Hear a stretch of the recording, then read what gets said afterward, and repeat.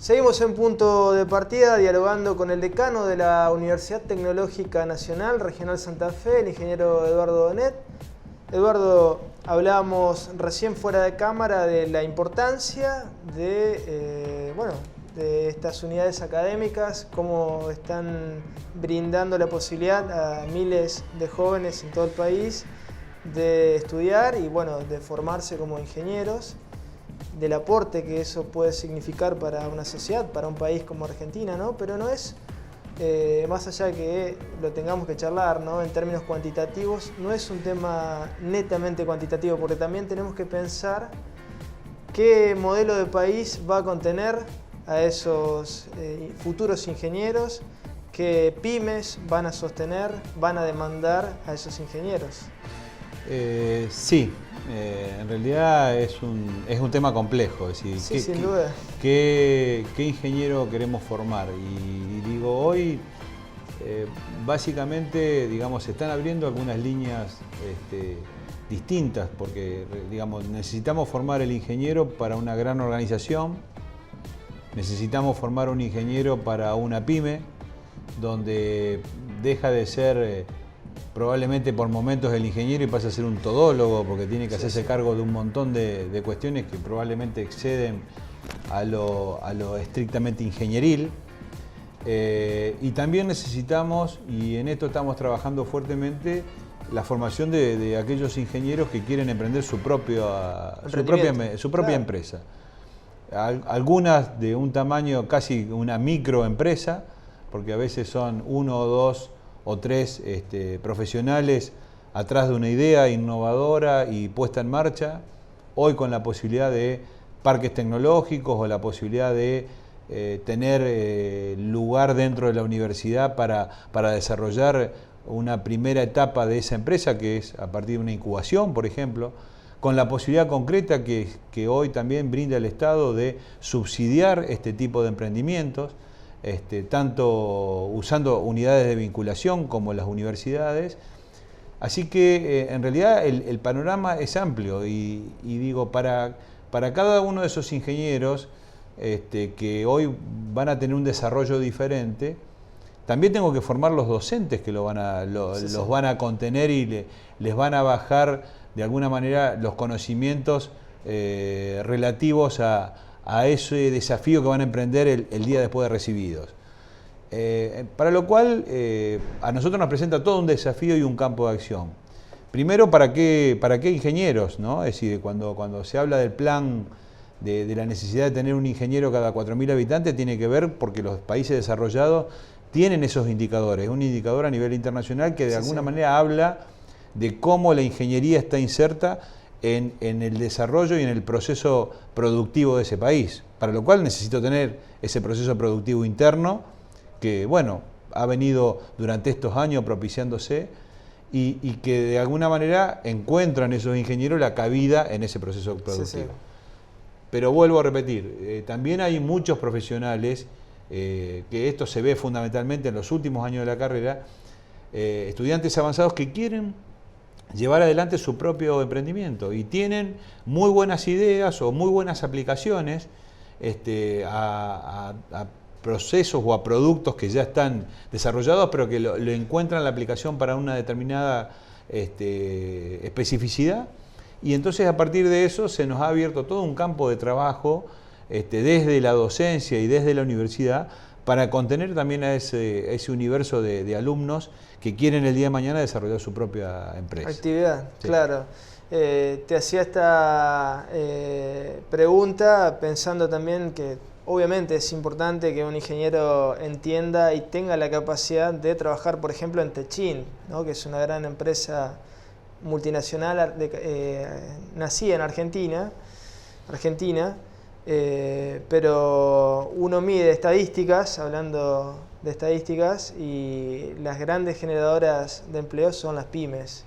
Y lo que representan las pymes en el entramado productivo, por los encadenamientos que se dan, entonces es importante que un ingeniero pueda trabajar en Techint o en otra multinacional, pero quizás es más importante para el país más allá del trabajo de una universidad en sí, pensar en que esos ingenieros tienen que mayormente ir generando, como vos decís, pequeños emprendimientos que van desembocando en lo que es una pyme, ¿no? En una pyme que, por otro lado, y uno en realidad trata de conceptualizar, pero y probablemente lo haga mal, porque cuando uno conceptualiza a lo mejor hace compartimentos demasiado estancos, pero digo, en una pyme probablemente la necesidad de un trabajo en equipo, de entender de un montón de disciplinas, más allá de la ingeniería, el trabajar con miradas diferentes sobre una misma cuestión, y tener que hacer por un momento de soldador, por otro momento de administrativo y por otro momento de entender lo que trae un proveedor o diseñar un nuevo producto. O diseñar un plan de negocios. O diseñar un plan de negocio, de alguna manera habla claramente de que ese ingeniero tiene que ser muy versátil. Sí, y sí. a ese ingeniero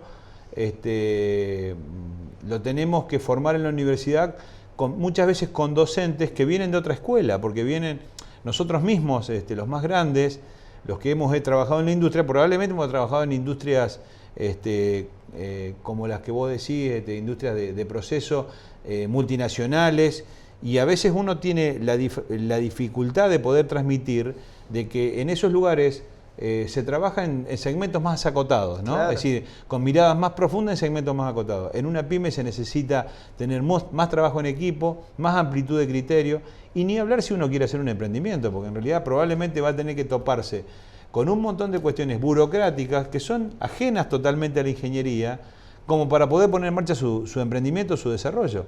Y eso no se lo va a regalar nadie, ni lo va a encontrar en la calle, ni lo va a poder contratar, porque en realidad también está en una etapa primitiva de su desarrollo. Así que, digamos, es un desafío muy lindo el que se presenta en un momento como este para la Argentina, Sí, sí. y para ese tipo de desarrollo y para ese tipo de profesionales. Te pregunto, Eduardo, sobre un tema vinculado a la formación de los estudiantes, futuros ingenieros, técnicos argentinos. ¿Cómo hace la universidad para vincular lo técnico, lo estrictamente técnico, ¿no?, en cada una de las áreas, disciplinas, construcción, mecánica, bueno, distintas áreas, con lo social, ¿no?, con la realidad? ¿Cómo vincular estas dos columnas vertebrales tan importantes, ¿no?, en la formación de un alumno, ¿no? Eso tiene varios carriles. Es decir, primero, digamos, años atrás uno hablaba del extensionismo, ¿no? O sea, como una manera de arribar y trascender los muros de la universidad, no quedarse cerrado solo en el conocimiento, sino de alguna manera transmitirlo o transferirlos a ese mundo productivo, al mundo social, o sea, para una mejora de la sociedad.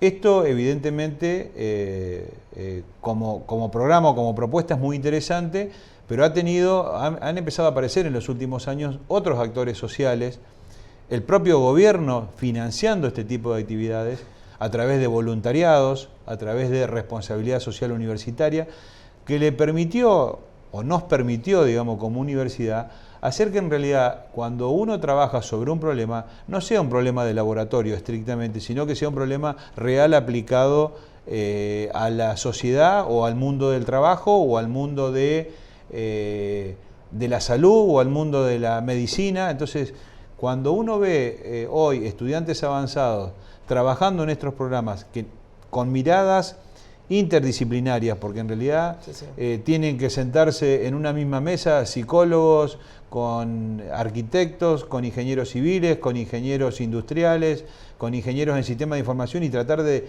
definir algún proceso o alguna mejora para una determinada cosa, que a veces son soluciones muy sencillas, pero que necesitan de 5 o 6 miradas diferentes, puestas y haciendo eje o haciendo foco sobre una cuestión muy particular.